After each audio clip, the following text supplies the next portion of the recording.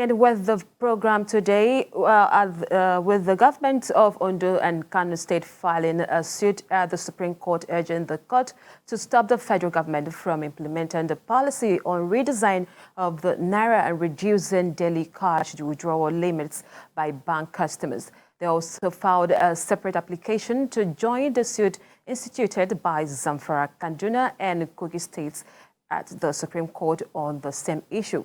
In an originating summon filed and signed by the Attorney General of Ondo State, Charles Titiloye, the state government prayed the Supreme Court to stop the implementation of the directive issued by federal government through the Central Bank of Nigeria on limitation of daily cash withdrawals from banks. Mr. Titiloye said the policy has totally paralyzed, brought to a standstill the activities of Ondo State government and adversely affected economic and commercial activities in the state. Joining me now in the studio, I have a lawyer, Justice Ojeno, while Shegwa Wosoya, human rights advocate, is joining me via Zoom. Thank you for coming, gentlemen. My pleasure. Mr. Wosoya, are you there? Good evening. I can't hear them. All right, let me just come to you straight, Mr. Ojeno. What do you make of this recent intervention by the Supreme Court on this whole Naira redesign? Okay, I think it's very, very important. It was very crucial. I dare say to the existence of this nation. But I think it's actually code comforting that it's not a decision that will totally alleviate all the issues that might have arisen. But again, it served to put paid on the killing of the policy, or the fact that, okay, the CBN said as at Friday, the policy ought to kick in place, and maybe the old notes will cease to be legal tender. So the decision of the Supreme Court so far, before the 15th of this month, has actually maybe saved the skin of this nation to a large extent. And when the going to court of the governors of Ondo State and of the governor of, is it Kano State now? I feel that they are trying to expand the arguments that have been made so far by the earlier three governors that went to court. And the government of Ondo State is basically saying that, and I think it's a genius argument, that the Money Laundering Act, Section 2 of the Money Laundering Act, already set limits by saying that, okay, individuals can take only 5 million and corporate organizations can take 10 million.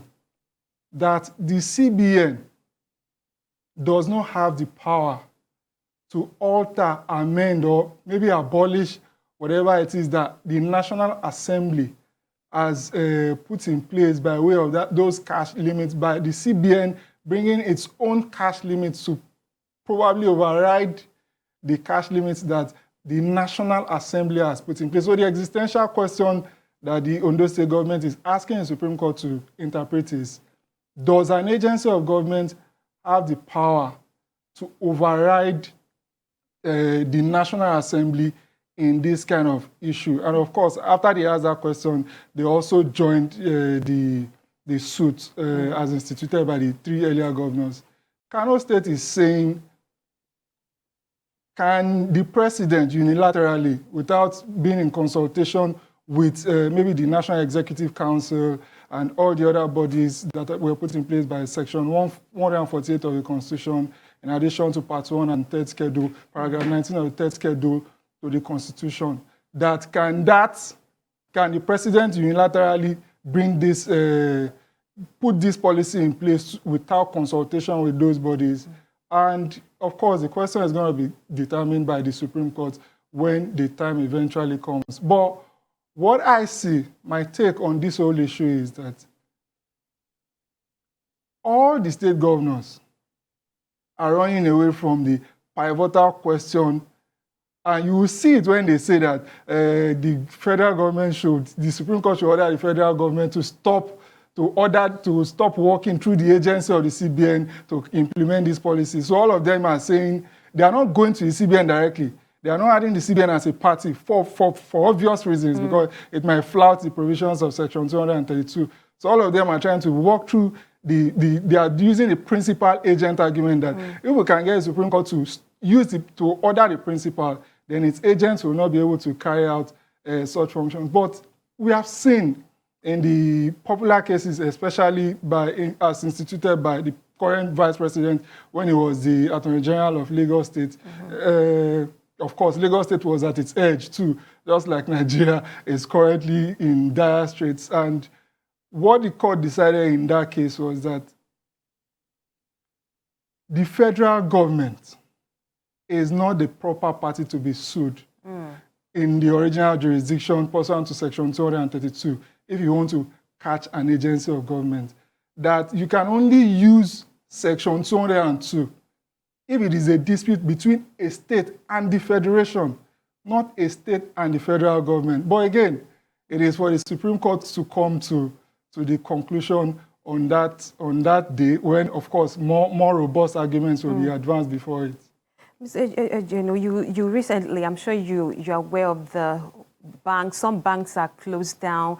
They will tell you they don't have a cash to give out and all of that. Some are blaming these commercial banks, while some are also saying, CBN, the way you went about the implementation is not it at all. Where do you stand in this whole thing? I don't think the banks are without blame, because it's been proven with repeated evidence that some of them are taking advantage of the whole situation in order to be able to... I'm sorry, I hear Mr. Shego Musaya has joined now. Good evening and welcome to the show, Mr. Shego Musaya. Mr. Shego, are you there?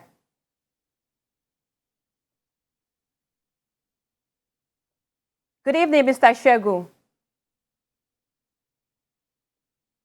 Oh, I guess we lost connection with him. So let's move on. Okay, I said that it's not, the commercial banks are not spotless. They are not without blame in this situation, because preponderant evidence points to the fact that a lot of them have colluded.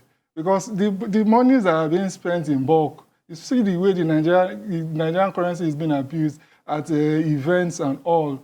How are those monies coming out? They are definitely not coming directly from the coffers of the CBN. They are coming from these commercial banks. But the bulk of the blame must be placed at the footstep of the CBN. It is very, very obvious that it's a show of shame. They are very, very good with maybe postulating on papers and maybe grandstanding and boasting. But when it comes to implementation, it's very, very obvious that they are very, very incompetent. They didn't set their ducks in a row. They didn't put the round pegs in round holes. A lot of them are just banding beautiful suits and maybe moving in their jets all about the place. They didn't hit the streets. They didn't go to the hinterlands. They didn't go to the villages.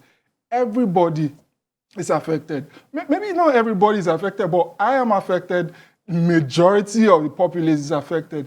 There is no cash in the system. And we have not arrived at a situation where we can go, in quote, as cashless as we possibly can go, because there are bound to be transactions which are cash-based. People are commuting from one place to another, and the people who they are commuting with are not carrying babies POS or whatever other means about. So there has to still be a number of cash in the system. And since they have taken these old notes and there are no new notes to replace them, that lacuna is there. So a lot of transactions are not going on.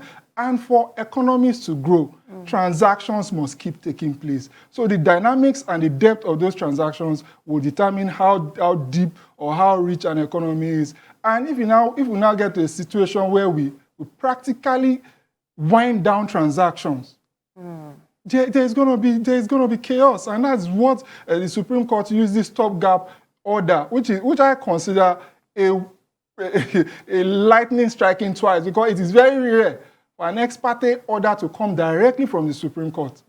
All right, Justice, the 10 days expansion, or the whole deadline thing has expired, and you hear people saying some are no longer collecting this old note, and still the new Naira notes are not available. What possible solution do you think, can you suggest will solve this whole issue? Okay, over the weekend, I think I heard the governor of Zamfara State actually say that anybody who refuses to collect the old notes will be arrested.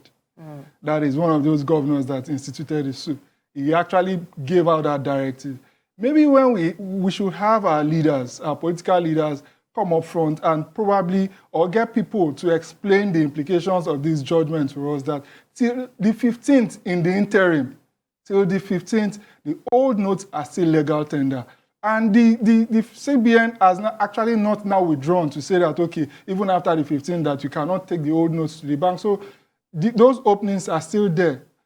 The federal government should try to bring a political solution to this. Because if a President Buhari, for example, maybe eats the humble pie and swallows his pride and comes forward to say, yeah, we see that this policy is not working because of lapses in implementation, then they can actually now just own up and say, okay, we extend it for a reasonable period more in order to alleviate these sufferings. And CBN, we are hearing that, okay, they don't have enough notes to print new currency. Some are saying, okay, that allegation has been debunked. Maybe some of those old legal tenders can be reintroduced into the system in order to save the kind of excruciating economic pains that the Nigerian populace is going through.